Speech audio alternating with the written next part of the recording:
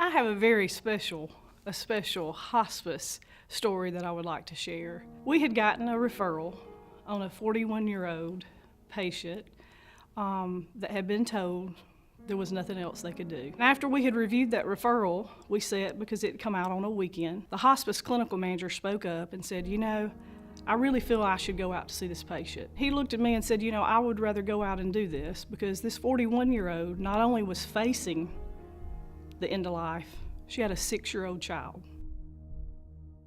He went out, it was the weekend before Thanksgiving. All the family was there.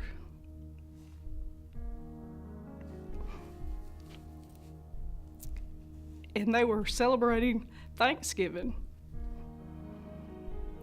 because they were not sure that she would make it to Thanksgiving. During that assessment of that 41-year-old patient, the 6-year-old child never left her bedside, was laying beside his mother, and each and every time that the clinical manager tried to finish the assessment,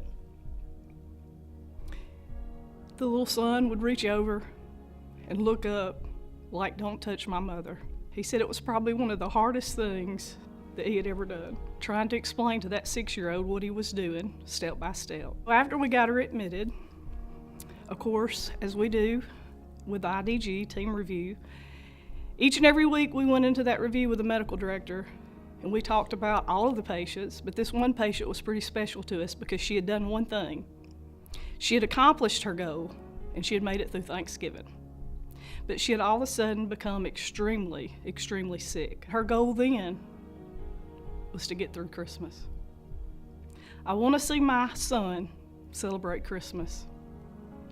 So about 2 weeks into it, we were all in IDG. We looked at the medical director, and again, the passion overflowed. There was not a dry eye in the team meeting, and we all said the same thing to our medical director. We've got to do something to get her through Christmas. We did IV fluids every day. It was all about quality, spending time with her family, and we made it happen. Several days passed, and now the same patient, still getting fluids periodically, says, "I've got to make sure that my son's taken care of. He's 6, and I want my sister to take over the care of my son."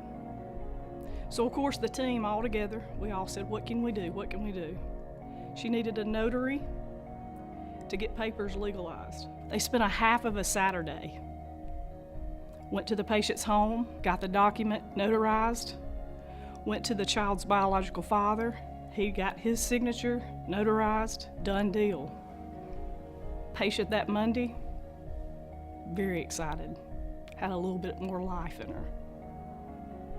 Said to the nurse, "Thank you."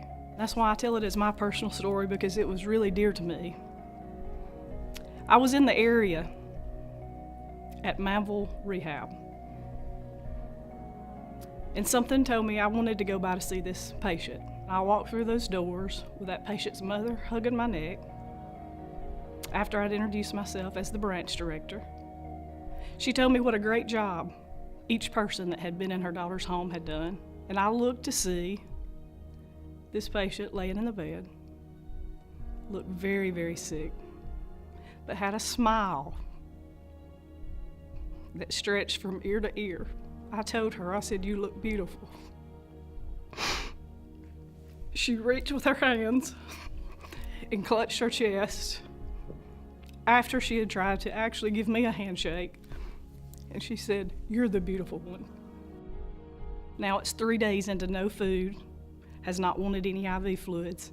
And the nurse says to me, "Christy, what is it? Have we missed something?" She said, "Tomorrow's her birthday." The nurse is telling me, tomorrow is the patient's birthday. She wants to live to see 42. I say back to the nurse, she'll be here. What can we do for this patient? She's actively dying, and she knows this, and she's accepted it. But what can we do for this patient? Tomorrow's her 42nd birthday. Immediately, I call and get the volunteer services involved, and we've got to do something for this 6-year-old child.